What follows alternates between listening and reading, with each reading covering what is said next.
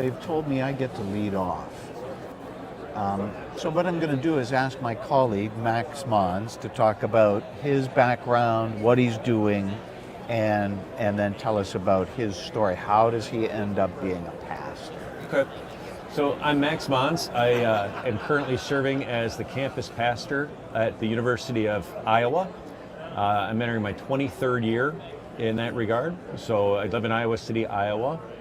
How I became a pastor.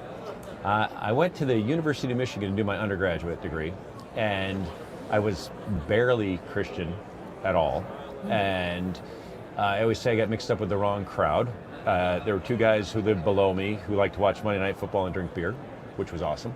And we would... How's that the wrong crowd? I'm missing well, something. no, they were great guys. And they dragged me to the Lutheran chapel, and they handed me a book. Oh, that's definitely the wrong crowd. Yeah. And they said, we're on page 5, when we get to page 14, we're done. I fell in love with it. I was confirmed my sophomore year of college. Wow. And Paul Felber, who was the longtime music director at Concordia Ann Arbor, was the vacancy pastor. And he looks, he goes, you should think about being a pastor. And I'm like, okay. So I thought about it, talked to a number of different people, was encouraged, but always thought, well, I want to do that. God would never want me to do that. But people kept encouraging me. I kept thinking about it. I kept trying to fight it.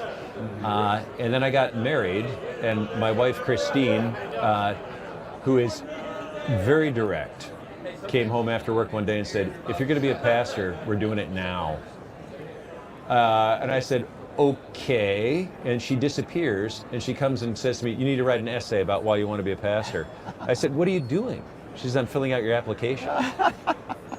So thank God for good wives. Yes, you're not kidding, brother. Yeah. And so we filled out the application, visited the seminary, and really visiting the seminary was huge. Yeah. Because I looked at it, I said, I think I could do this. Yeah. And we went, and it worked out. And both seminaries are sacred places. They really are. They're very attractive from that perspective. Yes. Great places to study. Now you also have to tell our audience how you serve now at Concordia Seminary. Yeah, so at Concordia Seminary, I currently serve as the chairman of the Board of Regents. I've been on the board since 2016. I'm an appointed member to the board. And then when Reverend Peppercorn took the call to go to the Fort Wayne Seminary to teach, we had a vacancy in chairman. I was the vice chairman, and the board elected me. It is a great honor, as you well know, to serve on a Board of Regents. It's a great honor to be the chairman of the Board of Regents at Concordia Seminary. So what's the best thing about being on the Board of Regents at Concordia Seminary? The students. And interacting with them and watching a young man go through what you went through 20, 30 years ago, and seeing him grow and develop is just absolutely tremendous. Being able to interact with the faculty and just the faculties that we have at both seminaries, they're insane. They're just incredible men. And then the administration, we have two great presidents at both our seminaries who do an excellent job for us. So the whole thing is just a labor of love and joy. It's a blast to be here. I mean, I share this with you, of course, because I'm also the chairman of the Board of Regents at Fort Wayne. And the joy there is, this is my alma mater. Yes. In the fullest sense of the word. She is my nourishing mother.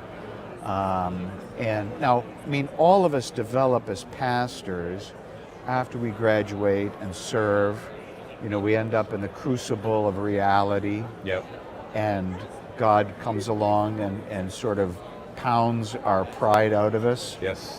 The hammer of God, right? It's not just a book. Yeah, exactly. It's an experience. Right, exactly. And so, but then, you know, as that happens, what you learned at the seminary becomes deeper and fuller and more completely experienced as you carry out your duties. Sure. Yeah, absolutely. Sure. We have more fun than anyone ought to be permitted to have. Agreed. Yeah. Agreed. Now, you told me before this started that your story of how you became pastor is nuts.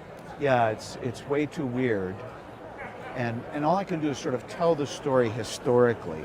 So I was already in the ministry about 5 years when one day during vacation time, my parents were visiting our home, and my mother says to me very solemnly, "There's something you have to hear before anybody in our family dies." And of course, I was concerned about this. What in the world could she be thinking? And so she sits us down, my wife, my dad, her, and I, and tells this story. She said, "You know how your father and I had a child before you who died at 10 days after birth, unexpectedly, without benefit of baptism, which they found really heartrending." "Yes, I know that, Mother." "Well, what you don't know is that when I became pregnant with you 3 years later, I was terrified that God would also take that child from me." And she said at the end of the first trimester, she just got down on her knees and prayed this way: "Dear Lord, if you'll give him to us for 18 years, after that, he's yours." And she looks at me with tears in her eyes and says, "I'm afraid I may have obligated you to something you wouldn't have chosen yourself." Oh, my word. And of course, I made light by saying, "Well, you've condemned me to be high priest." But I just said, "Mother, I can't imagine being anything else." I can remember being probably 4 or 5, sitting in a pew in my home church and peering over the pew and through somebody's ears, and saying, "I want to be that guy." And I never changed that resolve at any time in my life. Oh, my goodness. That's wonderful. And what was odd about it, too, was there were occurrences where my mother didn't respond in a way I thought was appropriate. Like, I went off to college to Concordia, Ann Arbor, and I expected my mom to go, "Oh, boo-hoo, my boy's leaving," And she just stood at the car door and went, "Bye, see you later." And none of this made sense until she told that story 5 years into my ministry. 6 months later, my dad was killed instantly in a car wreck. Oh, my. So her words, "You have to hear this before somebody dies," ended up being really poignant. Yes, indeed. The other kind of funny thing to this is my aunts all said, "Don't go into the ministry, you're wasting your talent. You should go into law and make a lot of money."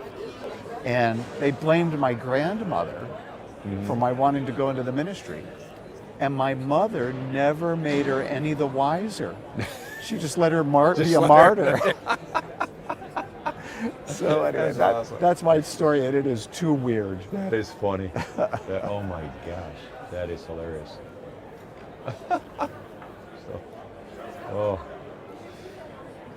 I think you have a school at your church. Right. All right. So you have a lot of opportunity with young men to encourage them toward ministry and young women towards the diaconate. Yeah. You actually have a deaconess. A couple, actually. Deaconess Allman is a product of the campus ministry of the University of Iowa.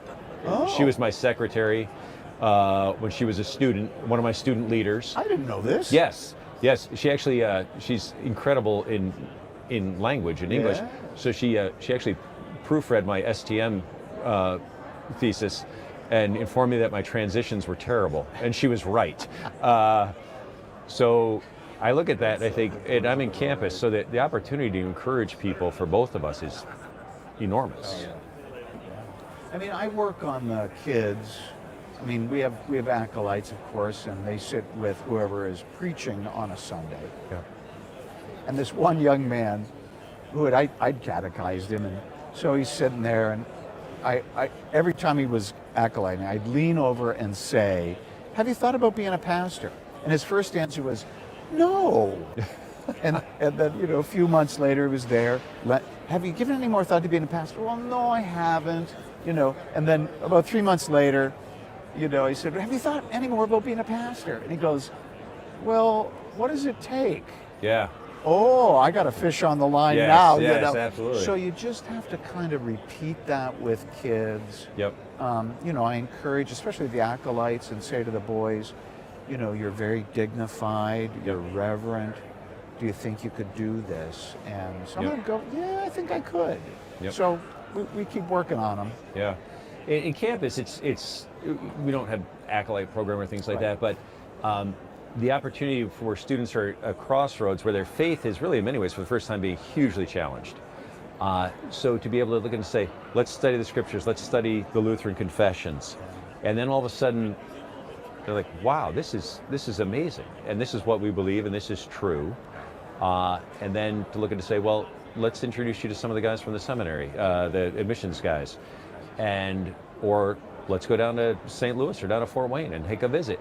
And to see these guys grow and develop, and we've had about 8 guys go since I've been there, and it's the greatest joy, Scott, to go to the ordinations of these men and to lay hands on them, and then to turn and kneel and receive the sacrament from them.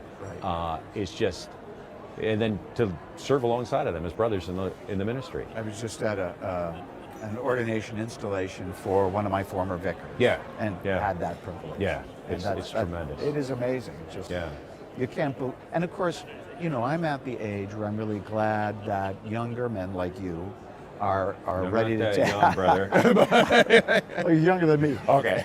But these guys that have been my vicars are showing, leadership, leading congregations, being faithful preachers. And I have a strong sense that what the seminary has produced is leaving the church in very good condition, so that when I'm pushing up daisies, everything will be fine. And I'm grateful for that. Agreed. Agreed. And that's thanks to the good work our seminaries are doing. Indeed, They're just, the guys that they're coming out are doing a great job, and they're getting just tremendous training. And I know we had Admiral Todd as our commencement speaker this year, and he spoke about how the government loves the Missouri Synod chaplains because of the high level of training that we have. It's tremendous. Well, Max, this has been fun. It's been fun, Scott. Always good to see you. It's always a pleasure. All right. God bless, brother. And also you. All right.